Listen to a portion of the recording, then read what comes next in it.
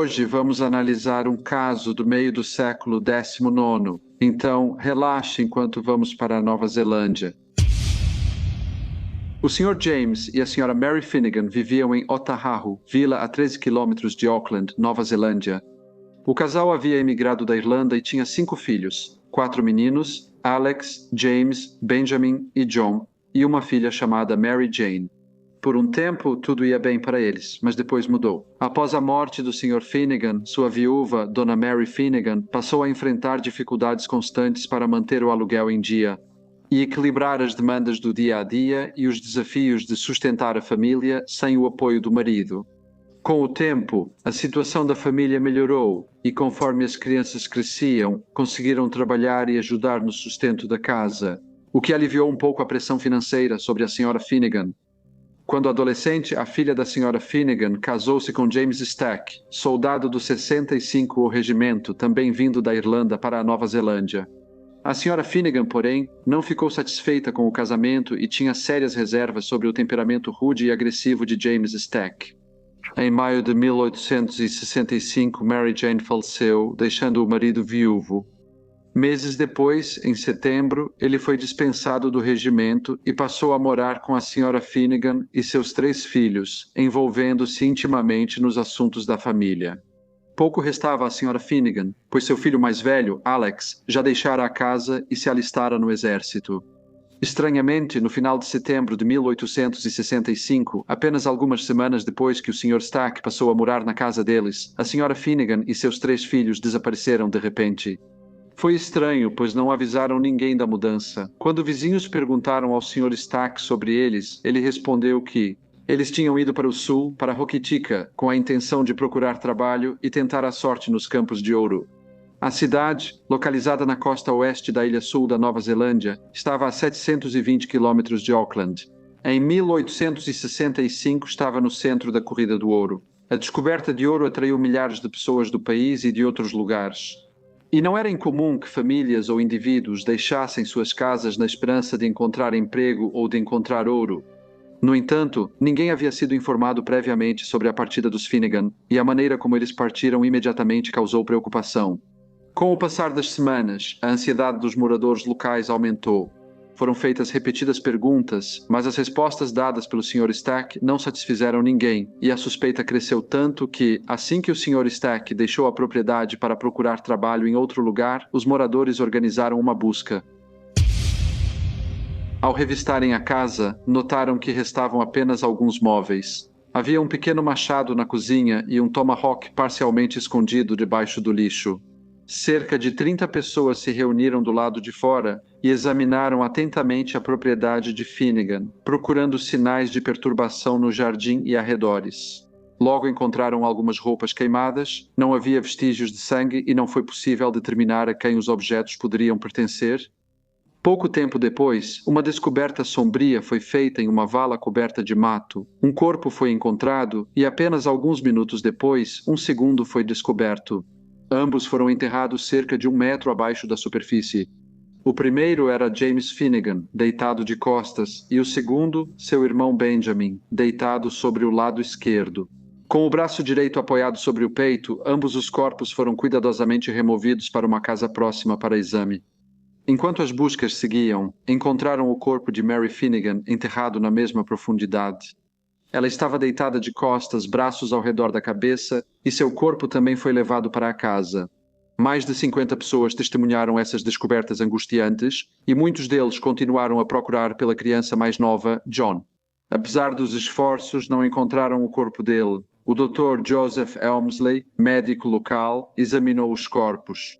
Ele estimou que estavam enterrados havia 11 a 12 semanas, e apesar da decomposição avançada, ainda eram identificáveis. O corpo de Mary Finnegan tinha um corte abaixo do queixo e um grande ferimento na lateral da cabeça, provavelmente causado por um golpe forte de um machado ou instrumento similar, o que teria resultado em morte imediata. O crânio de James Finnegan estava fraturado em ambos os lados e a garganta de Benjamin cortada, evidenciando que os 3 foram assassinados. O comissário Norton veio de Auckland para supervisionar a investigação e organizou rapidamente um inquérito no Star Hotel diante do legista Filson. Quando começou, Parecia que toda a vila acompanhava os procedimentos. As primeiras evidências ajudaram a identificar os falecidos. A Sra. Finnegan tinha cerca de 50 anos, James 16 e Benjamin 15, Sophie Weaver, vizinha ao lado, prestou depoimento. Ela contou como o chalé havia sido dividido em duas moradias separadas sob o mesmo teto. A Sra. Finnegan e sua família ocupavam um lado, enquanto o outro era ocupado por ela mesma. Ela disse que, embora fossem lares distintos e diferentes, a proximidade fazia com que os movimentos diários dos Finnegan fossem facilmente observados por ela. A Sra. Weaver contou ao inquérito que viu a Sra. Finnegan pela última vez em 27 de setembro e ela parecia saudável. Ela afirmou que Sra. Finnegan mostrou uma faca de marinheiro dizendo que era de James Stack. A Sra. Weaver disse que achava que a Sra. Finnegan tinha certo medo dele. A Sra. Weaver acrescentou que mais tarde naquela noite ouviu muitos movimentos na casa dos Finnegan, mas nenhum grito ou som de luta. Ao ser questionada sobre o dia seguinte, Sra. Weaver disse que viu James Stack e pediu que devolvesse o martelo emprestado por James Finnegan. Ela contou que depois o Sr. Stack falou com ela, não achou o martelo, mas deu 2 shillings para cobrir o custo. A Sra. Weaver acrescentou que percebeu os lençóis, uma camisa masculina, um casaco e uma calça pendurados no varal para secar. Agora, visivelmente abalada, ela disse ao inquérito que quase todos os dias perguntava ao Sr. Stack onde estavam a Sra. Finnegan e o jovem John, e ele sempre dizia que não sabia. Mas o que a Sra. Weaver disse em seguida chocou visivelmente os presentes no tribunal. Ela contou como, por 9 ou 10 dias, o Sr. Stack raramente saía de casa e mantinha a porta trancada depois de um tempo. Ela disse que percebeu que ele queimava trapos repetidamente e que, em várias ocasiões, também o viu cavando no jardim. Ela disse que quando o questionou sobre o motivo de estar fazendo isso, ele respondeu que estava preparando o solo para poder plantar batatas. Mas a Sra. Weaver disse ao tribunal que, para ela, ele revirava o solo sem necessidade. Questionada sobre Alex Finnegan, filho mais velho da Sra. Finnegan, Sra. Weaver disse que ele voltou brevemente à casa de campo.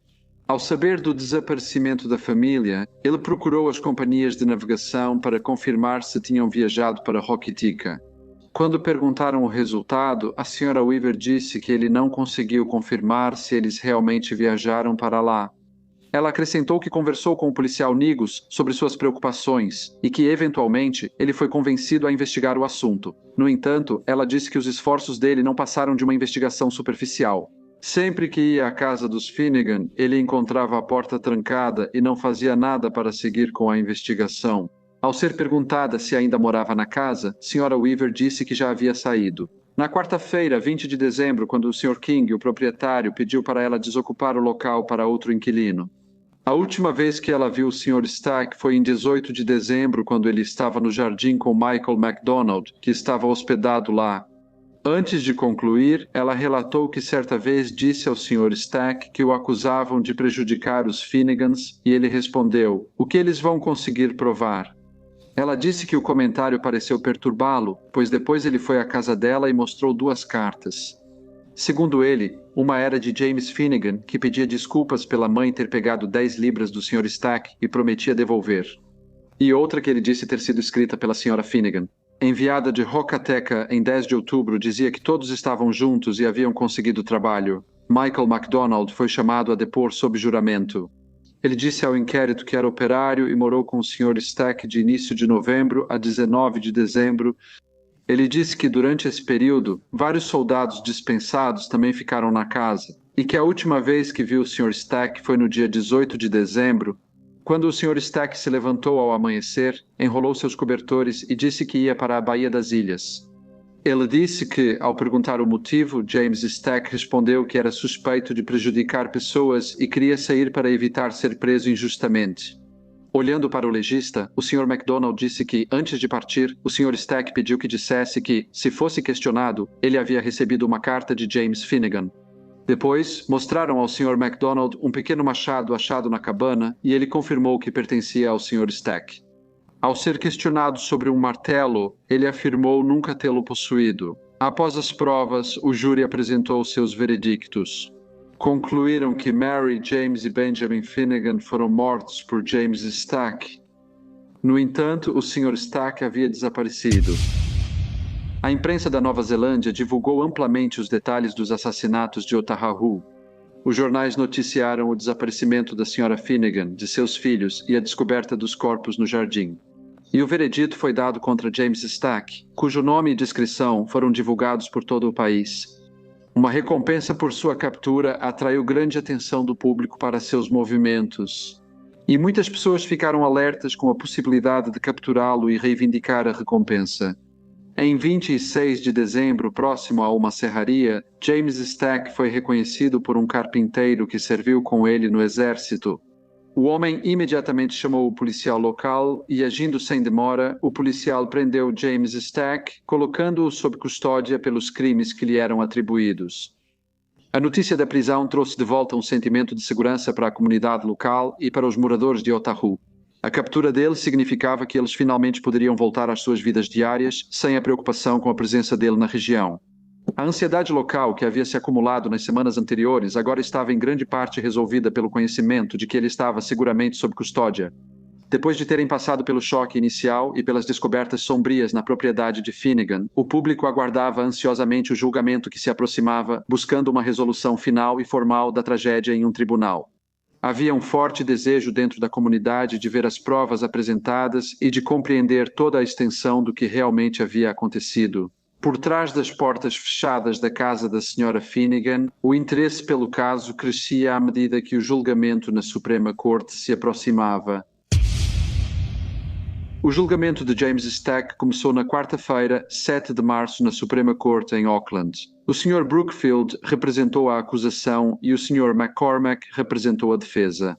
Stack declarou-se inocente. A primeira testemunha foi o policial William Negus. Ele disse conhecer o réu, James Stack, há 8 ou 9 anos, pois serviu com ele no 65 Regimento. Ele disse que sabia que o Sr. Stack foi dispensado em setembro e depois passou a morar com a família da falecida esposa. O policial Negus relatou ter visto Mary Finnegan pela última vez em 26 de setembro. Depois surgiram rumores de que ela e os filhos estavam desaparecidos. Ele disse que após um tempo, a ausência deles virou assunto geral no distrito. Ele contou que no início de novembro começou a investigar sozinho e perguntou ao Sr. Stack sobre o paradeiro e o que houve com a Sra. Finnegan. Ele disse ao tribunal que o Sr. Stack respondeu que ela o havia roubado em 10 libras. Ela foi buscar ouro levando 3 filhos. Ele disse que, ao falar de novo com o Sr. Stack, perguntou se ele recebera alguma carta dela e ele confirmou. Quando perguntaram quando ele viu o Sr. Stack pela última vez, o policial Negus afirmou tê-lo visto na delegacia em 17 de dezembro e perguntou se ele recebeu outra carta dela. Ele disse que o Sr. Stack respondeu que sim, afirmando que uma carta havia chegado por meio de um homem chamado Sr. MacDonald. Ele disse que quando pediu para ver essa carta, o Sr. Stack lhe disse que ela havia sido perdida. Antes de concluir o depoimento, o policial Negus relatou que visitou várias vezes a casa da Sra. Finnegan, sempre encontrando as portas trancadas e o Sr. Stack ausente. Ele disse que, no dia 20 de novembro, revistou a casa e encontrou algumas caixas, uma cama, 2 banquinhos, uma espécie de maca, uma mesa, utensílios de cozinha e alguns restos de lixo. Ele afirmou que, ao revistar a casa em 22 de dezembro, achou um machado de guerra sob restos de lixo. Ao ser questionado sobre envolvimento na busca pelos corpos, ele confirmou e disse que, em 23 de dezembro, várias pessoas se reuniram na delegacia. E então ele os acompanhou até a casa e juntos eles revistaram o imóvel e o jardim. A Sra. Harriet Baldwin foi então chamada para depor. Ela disse que morava a cerca de 55 metros da casa Finnegan do outro lado da rua e conhecia o réu, Sr. James Stack. Ela contou que viu a Sra. Mary Finnegan pela última vez na noite de 27 de setembro, quando ela foi buscar leite e água. Ao ser perguntada se viu o Sr. Stack naquele dia, ela respondeu que não, mas o viu no dia seguinte, pendurando uma camisa molhada e um lençol no varal. Ela disse que alguns dias depois perguntou a ele o que tinha acontecido com os Finnegan, e ele lhe disse que tinha dado 15 libras para cada um dos meninos irem participar da corrida do ouro, e que a Sra. Finnegan foi para Auckland passar um tempo curto com uma amiga. A Sra. Baldwin disse que depois de um tempo voltou a perguntar ao Sr. Stack sobre a Sra. Finnegan. Ele disse que a Sra. Finnegan visitava o filho mais velho, Alex. Um mês depois, ela contou que perguntou novamente sobre a família ao júri. Ele disse que todos estavam em Hokitika e que a Sra. Finnegan havia roubado 10 libras dele. O Sr. William Boggs foi chamado como testemunha e afirmou conhecer a falecida Sra. Mary Finnegan, seus filhos e o réu, Sr. James Stack. Sr. Boggs afirmou ao tribunal que trabalhou na fazenda do Sr. McKay com 2 filhos dos Finnegan. Na manhã de 27 de setembro, entre 6 e 7 horas, ele foi à casa da Sra. Finnegan chamar os meninos para o trabalho. Ele disse que se lembrava claramente da data porque era o dia das corridas de cavalos de Auckland. Com voz assertiva, disse que bateu forte e o Sr. Stack atendeu, abrindo a porta só o suficiente para ver quem era. Ele disse que o Sr. Stack então lhe disse que os meninos estavam fora. Quando perguntado o que fez em seguida, o Sr. Boggs respondeu que foi trabalhar sem eles, mas voltou no dia seguinte, quinta-feira, dia 28. Mais uma vez, o Sr. Stack abriu a porta parcialmente e disse que os meninos ainda não estavam em casa. Ao ser questionado se viu alguém da família Finnegan desde 27 de setembro, respondeu que não. Outras testemunhas ouvidas foram a Sra. Weaver, os médicos que examinaram os corpos e vários moradores próximos ao chalé dos Finnegan, que conheciam bem a família. O julgamento durou 3 dias, durante os quais depoimentos foram tomados detalhadamente e as circunstâncias do caso foram minuciosamente examinadas. Ao final, o juiz fez um resumo cuidadoso das provas para o júri, um processo que levou 5 horas. Após se retirarem para considerar o veredito, o júri retornou apenas 1 hora e 20 minutos depois e considerou o réu culpado de assassinato. O juiz então sentenciou James Stack à morte, durante seus últimos dias na prisão Mount Eden. James Stack manteve seu silêncio, mesmo após diversas visitas do capelão e do padre, que tentaram convencê-lo a buscar paz pela confissão. Ele se recusou a admitir qualquer culpa e não ofereceu nenhuma explicação de por que havia cometido um ato tão terrível. Ele foi enforcado em 7 de abril de 1866. No entanto, o caso não terminou aí. 3 anos depois, em 3 de abril de 1869, o corpo de John Finnegan foi encontrado no jardim de sua casa, onde vivia com a mãe e irmãos, confirmando que ele também havia tido o mesmo destino e revelando toda a extensão da tragédia que havia caído sobre a família Finnegan. Olá a todos e muito obrigado por ouvirem, como de costume. Por favor, deixem quaisquer comentários ou sugestões que vocês tenham e espero ver todos vocês novamente no próximo Briefcase.